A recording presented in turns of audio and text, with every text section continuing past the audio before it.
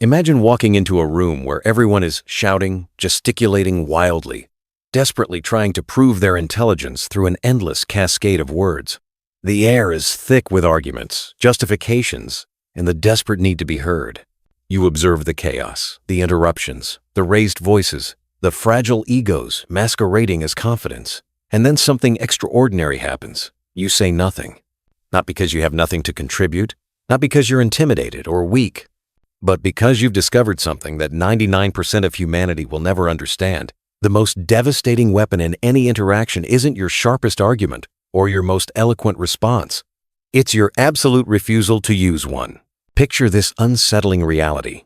While everyone around you is hemorrhaging their thoughts, revealing their insecurities through every desperate word they speak, you remain silent. And in that silence, something terrifying begins to happen. The room's energy shifts. People start to notice you not because of what you're saying, but because of what you're not saying. Their voices become more frantic, their arguments more defensive. They begin to project their fears onto your stillness, filling your silence with their own anxieties. You've stumbled upon a paradox so profound that it challenges everything society has taught you about power, influence, and human connection. We live in a world that worships the loud, celebrates the articulate, and rewards those who can fill every moment of discomfort with words.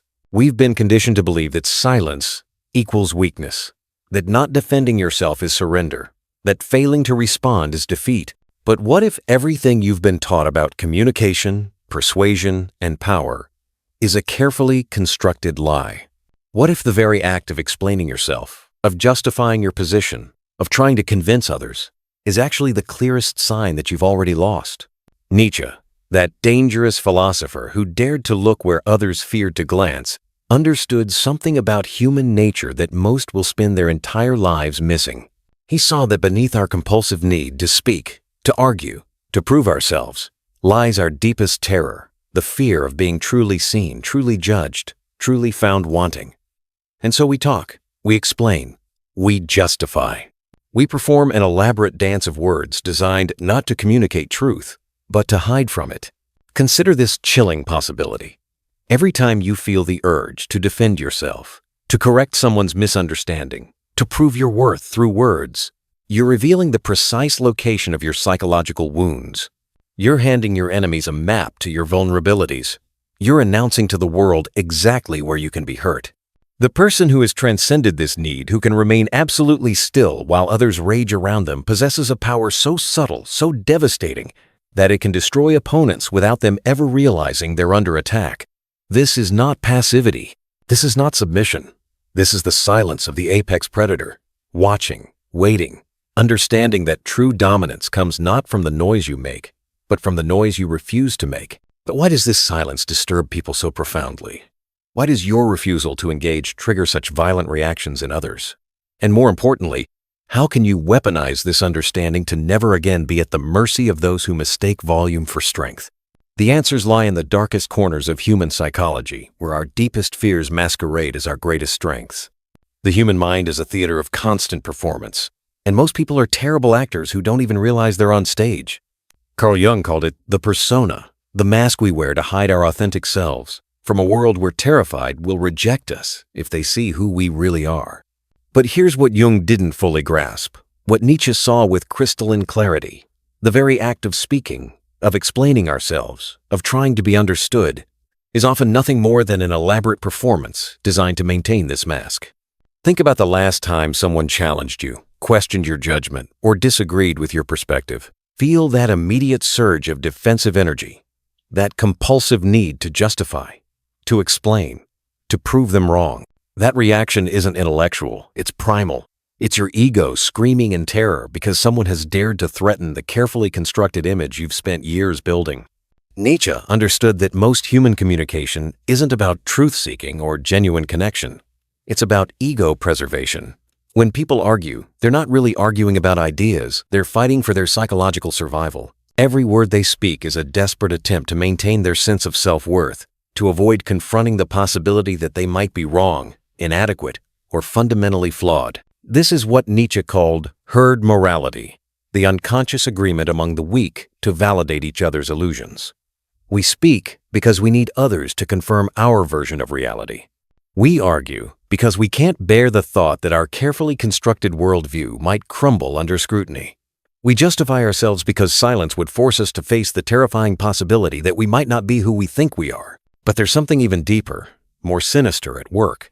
The philosopher Arthur Schopenhauer recognized that human interaction is fundamentally driven by what he called will, a blind, irrational force that compels us to constantly assert our existence against others. Every conversation becomes a subtle battle for dominance, every disagreement a fight for psychological territory. The person who feels compelled to respond to every slight, to correct every misunderstanding, to defend every position, has already revealed themselves as a slave to this will. They've announced to the world that their sense of self depends entirely on external validation. They need others to agree with them, understand them, approve of them. And this need is their weakness. Nietzsche saw through this psychological dependency with brutal honesty. He understood that true power comes not from convincing others, but from being completely indifferent to their opinions. The individual who has transcended the need for external validation possesses a terrifying freedom. They can watch the desperate performances of others without feeling any compulsion to join the theater. This creates a profound psychological asymmetry. While others are hemorrhaging their energy in desperate attempts to maintain their personas, the silent observer is gathering intelligence, understanding patterns, recognizing weaknesses. They see the fear behind the bluster, the insecurity beneath the arrogance, the desperation masked as confidence. But this silent watching does something even more devastating to those being observed. It forces them to confront their own noise, their own emptiness, their own desperate need to fill every moment of discomfort with meaningless chatter. And in that confrontation, they begin to unravel. What happens next is a psychological phenomenon so subtle yet so destructive that most people never realize they're experiencing it. When faced with sustained silence from someone who should be reacting, defending, or engaging, the human brain enters what neuroscientists call threat detection mode. The amygdala, that ancient alarm system buried deep in our limbic brain, begins firing signals of danger, even though no visible threat exists. Your silence becomes their mirror, and what they see reflected back terrifies them. In the absence of your reactions, they're forced to hear their own voice echoing in the void, to confront their own arguments without the comfort of opposition. They begin to question not just what they're saying, but why they feel so compelled to say it. The cognitive dissonance becomes unbearable. This is where the invisible destruction begins. Unable to provoke you into their game, they start to escalate. Their voice gets louder, their arguments more desperate, their attacks more personal. They're not really trying to convince you anymore. They're trying to convince themselves that their position still has merit, that their worldview still makes sense, that their identity is still intact. But here's the devastating truth. Every escalation reveals more weakness. Every desperate attempt to fill your silence exposes another vulnerability. They begin to project their own fears onto you, filling the space of your non-reaction with their most terrifying anxieties. He thinks I'm stupid. She can see right through me. They know I'm bluffing. The manipulator, that person who thrives on controlling others through emotional reactions, experiences something close to psychological death when faced with genuine indifference. Their entire power structure depends on your response, your anger, your need to defend yourself. When you deny them this fuel, they don't just lose control of you, they lose control of themselves. Watch what happens in a room when one person refuses to participate in the collective madness. The energy shifts. People become hyper-aware of the silent observer, constantly glancing in their direction, modifying their behavior, unconsciously seeking approval or reaction. The person who says nothing becomes the gravitational center around which all other conversations orbit. This is the terrifying power of presence without performance. You haven't said a word, yet you've completely altered the social dynamics. Others find themselves explaining things they never intended to reveal, justifying positions they're not even sure they believe, desperately trying to impress someone who appears completely unimpressed. But perhaps the most insidious consequence is what happens to the speaker's sense of reality. When their words fail to generate the expected emotional response, they begin to doubt their own impact, their own significance, their own existence.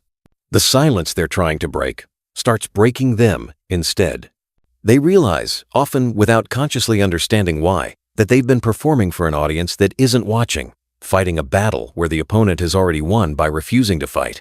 This realization creates a form of psychological vertigo, a destabilizing recognition that everything they thought they knew about power, influence, and human interaction might be fundamentally wrong.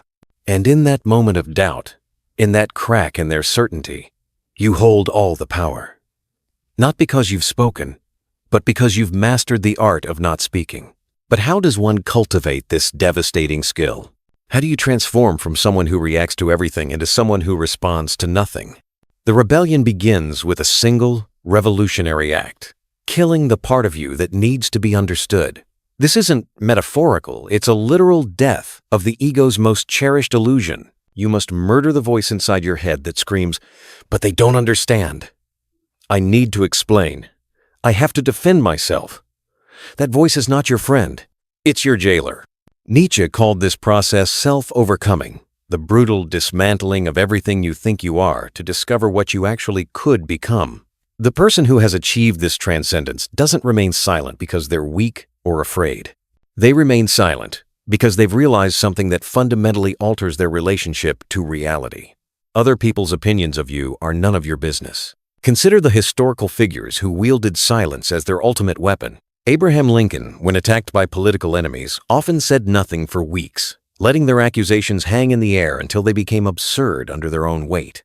His silence wasn't passive, it was strategic, calculated, devastating. While his opponents exhausted themselves in frantic explanations, Lincoln remained still, watching, waiting for the perfect moment to speak if he chose to speak at all. The Buddha, perhaps history's greatest master of strategic silence, understood that the compulsion to defend one's position is a form of spiritual slavery. When confronted by aggressive questioners trying to trap him in verbal snares, he would often respond with what appeared to be non-answers, or simply sit in perfect stillness. His silence wasn't evasion. It was a mirror that forced others to confront their own motivations for asking. But here's the counterintuitive truth that will completely invert your understanding of power dynamics. The moment you stop needing to win arguments is the moment you become unbeatable. The person who doesn't care about being right can never be wrong. The individual who has no investment in others' approval can never be disappointed. The one who refuses to defend their position has no position that can be attacked. This transformation requires you to develop what I call psychological immunity, the ability to remain completely unaffected by others' attempts to provoke, manipulate, or control you. When someone insults you, and you feel no need to respond, you've achieved something they can never touch. When they try to bait you into an argument, and you simply observe their desperation without engaging, you've demonstrated a form of mastery they can't even comprehend. The practice is deceptively simple yet brutally difficult. For 1 week, refuse to defend yourself against any criticism. Refuse to correct any misunderstanding. Refuse to justify any decision you've made.